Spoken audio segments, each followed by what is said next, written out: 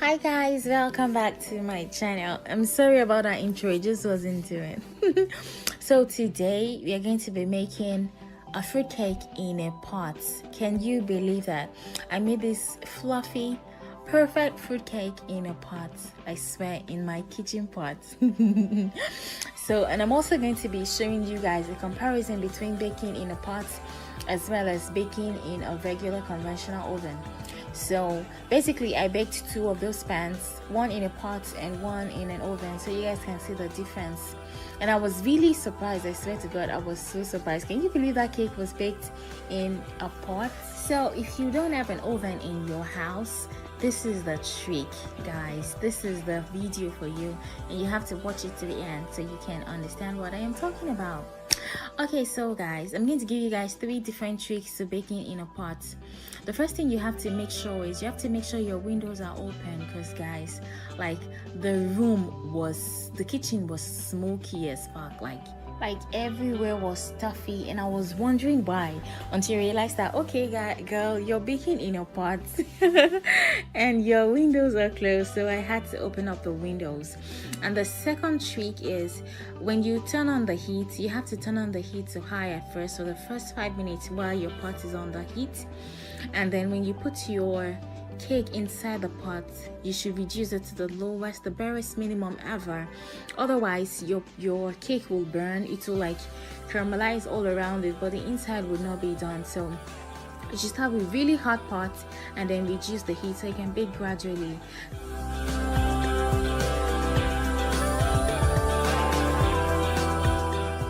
So guys, the fourth trick is to use a pot that is big enough for air to circulate inside your pan. Do you understand? Okay, which means that was the reason why I used that little bowl, so that it will be small enough to be able to fit inside the pot while I cover it, and still there will still be space for hot air to circulate inside the pot. Do you understand? Okay, I'm sure you do. So guys, let's get back to this cake. So right now I'm trying to caramelize the sugar, because caramelized sugar kind of makes your fruit cake very it gives it a very brown color. That's if you don't have brown sugar, of course. And then it also gives you this caramel taste. It is really amazing, I promise you guys. Okay guys, so we're going to transfer this into a pot, and then I'm going to mix all my batter together, and we're going to put it in 2 different baking pans, and then we're going to put one in the oven and the other one in a pot.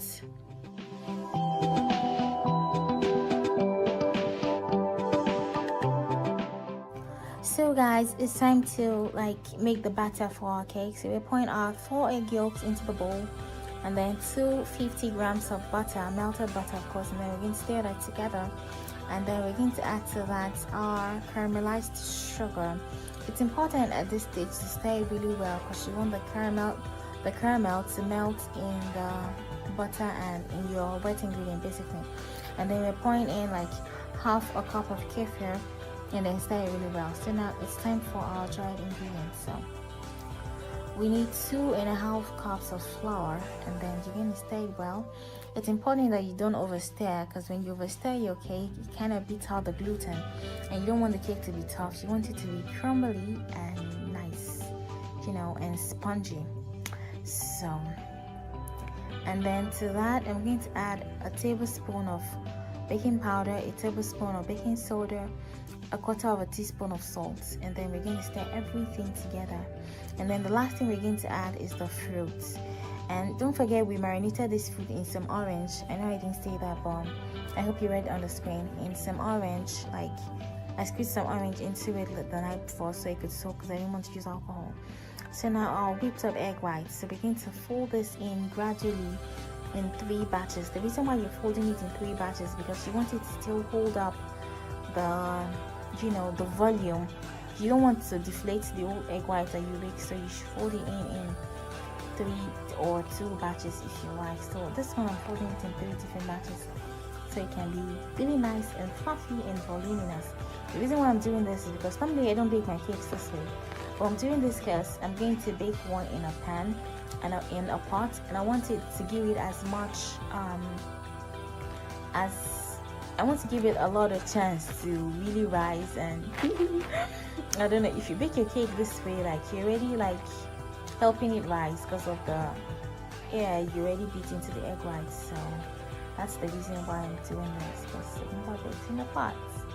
So let's see how this goes, guys. So I'm going to transfer the batter into 2 different pans, the same pans, and I'm going to try to fill them at equal lengths as possible, because I want to see which one bakes first and how it bakes and which one is better. You get, so I'm going to be using this non-stick pot and then I'm going to cover the pot and then leave it on for at least 20 minutes before I touch it. And make sure to reduce the heat to the lowest possible. So I'm going to transfer the other one into the oven and then wait for maybe 30-40 minutes and come back and check it.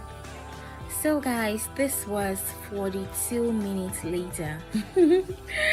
It's so funny. The other cake I baked in the oven was baked within 24 to 27 minutes, but this one took around 40, almost 50 minutes.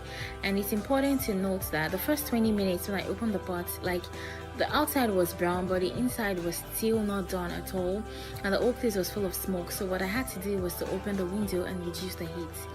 And I think this cake is done. See, the knife come down clean, and then it is drier. I think it's a little drier than the other one, and it is spongier. I don't know how, but like I'm so surprised, like seriously, it is drier and spongier than the one that was baked in the oven.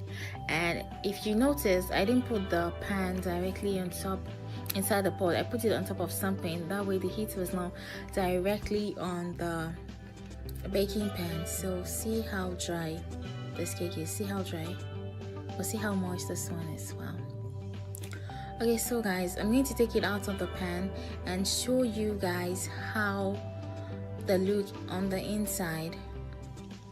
So we're going to slice it open in the middle, so to be perfect. See how spongy, so spongy. Okay.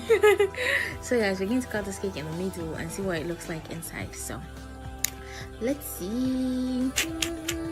Wow. Still very hot. Then look at this one.